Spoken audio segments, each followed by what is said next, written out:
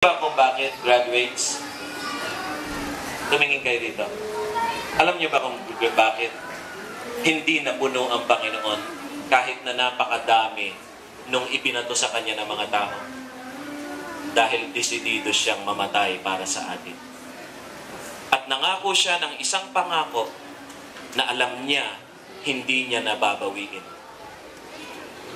Kapag uminom kayo ng saro na ito, itinatalaga ninyo yung sarili nyo sa Panginoon. Na hindi darating yung panahon na sasabihin nyo, tama na, ayoko na, sobra na yan.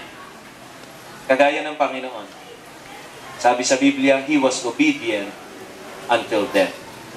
Naging masunurin siya hanggang sa kanyang kamatayan sa krus. Kayo ngayon, ang isinusugo ng Panginoon. At habang inaalala natin ang ginawa ng Panginoon para sa atin, sabi ng Panginoon sa mga alagad, maiinom niyo ba ang saro na iniinom ko?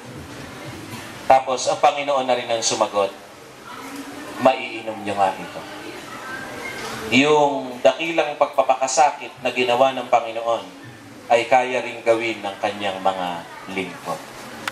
Naniniwala ba kayo? Hindi lang ang Panginoon ang pwede magtagumpay sa mga matitinding bagay. Pati ang kanyang mga lingkod ay may kakayanang magtagumpay.